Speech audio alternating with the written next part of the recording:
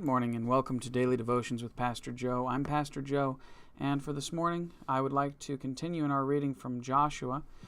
We had last talked about how Joshua and Achan both had made some very big mistakes, and it ended up costing over 30 lives of the Israelites. It ended up costing a battle that should not have had to have been lost, all because Achan had stolen from the Lord, had disobeyed the Lord's commandments, and Joshua had failed to talk to the Lord about what he should do and ask the Lord's advice and information about what should be done in the battle with Ai. Well, we're going to skip over chapter 8 because it just basically goes over what the aftermath of that, how they find out it was Achan. They stone Achan and his family, and then they go back with the Lord's direction to fight Ai, and they end up defeating them and doing a whole lot more than just defeating them. Joshua chapter 9, beginning with verse 1, says, "And it came to pass, when all the kings which were on this side of Jordan, in the hills and in the valleys, and in all the coasts of the great sea over against Lebanon, the Hittite, the Amorite, and the Canaanite, the Perizzite, the Hivite, the Jebusite, heard thereof. And they gathered themselves together to fight with Joshua and with Israel with one accord. And when the inhabitants of Gibeon heard what Joshua had done unto Jericho and to Ai, they did work wilily, and went and made as if they had been ambassadors, and took old sacks upon their asses, and wine bottles, old and rent and bound up, and old shoes with clouted upon their feet, and old garments upon them, and all the bread of their provision was dry and mouldy. And they went to Joshua unto the camp at Gilgal, and said unto him and to the men of Israel, We be come from a far country, now therefore make ye a league with us. And the men of Israel said unto the Hivites, Peradventure, ye dwell among us, and how shall we make a league with you? And they said unto Joshua, We are thy servants. And Joshua said unto them, Who are ye, and from whence come ye? And they said unto him, From a very far country. Thy servants are come because of the name of the Lord thy God, for we have heard the fame of him, and all that he did in Egypt, and all that he did to the two kings of the Amorites that were beyond Jordan, to Sihon the king of Heshbon, and to Og king of Bashan, which was at Ashtaroth. Wherefore our elders and all the inhabitants of our country spake to us, saying, Take victuals with you for the journey, and go to meet them, and say unto them, We are your servants. Therefore now make ye a league with us. This is our bread we took hot for our provision out of our houses on the day we came forth to go unto you. But now, behold, it is dry, and it is mouldy. And these bottles of wine which we filled, were new, and behold, they be rent. And these our garments and our shoes are become old by reason of the very long journey. And the men took their victuals, and asked not counsel at the mouth of the Lord. And Joshua made peace with them, and made a league with them, to let them live. And the princes of the congregations swear unto them." I'd like to just point out here, right before we even begin to get into this any further, Joshua had a very bad track record of not coming to the Lord when he had decisions to make. That's not a good thing to say about him. You know, God had promised him that he would be with him. God had promised him, just be strong and of a good courage. I'll be with you. I'll take care of you. God was with Joshua. God had given Joshua a lot of great victories in battles. But Joshua had a very bad habit of going off of his own gut instincts instead of going to the Lord and saying, Hey, Lord, I've got a question. What should I do here? So we see here that all of the people that they hadn't yet conquered at this point got together and said, well, we're going to fight against Joshua and Israel together, one accord. But then when Gibeon heard that what Joshua had done to Jericho and to Ai, because now they're seeing Jericho and Ai completely collapsed and burned and destroyed, covered in stones to this day, as it says about Ai, they worked wilily. I said willily, but wily. They were wily. They were sneaky, underhanded, and deceitful, and they made themselves look like they were ambassadors sent from a city far away. They put old bags on their back, on their donkeys, and they put old wine bottles that were torn up, and they bound them up, and they'd band-aided them several times over. They were really old. They put on their oldest shoes on their feet, the oldest garments they could find, and they took bread that was dry and moldy.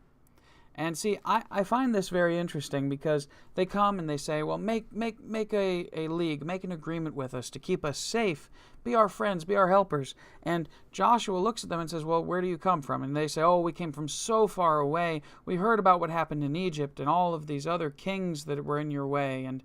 And then they say, here, look at this. We had brand new wine and brand new wineskins, and now look, it's all torn up and bandaged up. Look, we had brand new bread that we just took with us, hot out of the oven, fresh bread when we left, and it's dry and moldy. Now, I don't know about you, but if I had seen somebody who had very old wineskins that were torn up and it says bound them up, they had band-aided them, they had fixed them and patched them several times, and old bread that was moldy, I would have to think that those two things were very different age, because I would assume that the bread would have gone past being moldy and would have been eaten up by the bugs and the insects and the animals and the mold long before they would have patched the wineskin several times. But, you know, nobody can say that Joshua had perfect judgment there. But he trusts them. They took of their food. They were like, yeah, this stuff's really old and really bad. You must have come from a long way. And they did not ask for counsel from the mouth of the Lord. They didn't seek God. They had literally just been through the battle at Ai. They had just finished redeeming that same mistake of not counseling with the Lord with Achan and Ai. And now Joshua goes and he says, yeah, okay, yeah, you seem sincere. I'll make peace with you. It's like Joshua just had so many times where he just turned back and said, well, I think this is good enough. And this just so deeply echoes what it says in the Proverbs when it says that a man's ways are right in his own eyes. And what ends up happening from here going forward in the days of the judges, whenever there was no judge in the land, the people did what was right in their own eyes. It seems like a very sad statement on Joshua's life that really meant that he never got to fulfill everything he should have. You know, he had been instructed specifically to conquer all of the people of the land, to destroy them, not leave any of them in the land. They were to all go away. The Israelites were to get all of the land to themselves, not to get servants and slaves, which is what these people became. If you read on down through Joshua chapter 9 there, it says that they became water bearers and they worked with wood, and yeah, they did some great things for them and they were servants, but big deal, God said get rid of them. They ended up being a big burden on Joshua and the Israelites, and that's not what God intended. Because Joshua chose to do what was right in his own eyes, instead of counseling with the Lord and saying, God, what do you want me to do in this situation? He ended up really failing and really hurting himself and Israel for it.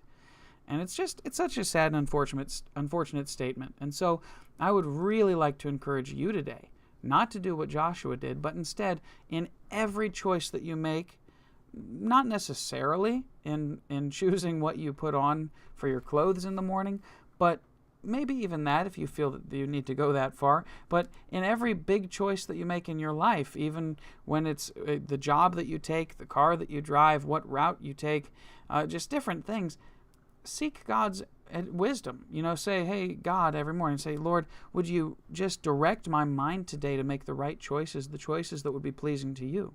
Take the time to say, Lord, is there something that you need me to change or to do differently in my life right now? If you're given an offer to get a new job, say, well, I know it's going to make more money, but let me talk to the Lord about it first. Let me pray about it first. I had alluded to that before. I actually had made a pretty dumb mistake because it involved my college that I was at. They offered me a job in the bookstore, and I'm not going to say that it wouldn't have been God's will for me to be there. I'm not going to say that, but I know that God wanted me to talk to him about it first, and I felt so strongly in that meeting with the president of the college that I should talk to the Lord about it first. And then he got a phone call, things got busy, and he said, what do you think about it? And I said, it sounds like a good idea. And that was all I said, and I basically just left it at that to accept the job. And I felt such a heavy burden on myself for months after that. I went through so much stress, so many problems. Don't do that to yourself. Trust in the Lord with all your heart. Lean not on your own understanding. In all your ways, acknowledge him. He will direct your paths. All you have to do is ask. Thanks again for joining me for another daily devotion with Pastor Joe. Join me again tomorrow for another daily devotion. Like, comment, share, subscribe, and hit the little bell icon to get notifications every day at 5:15 in the morning of daily devotions with Pastor Joe. God bless and have a great day.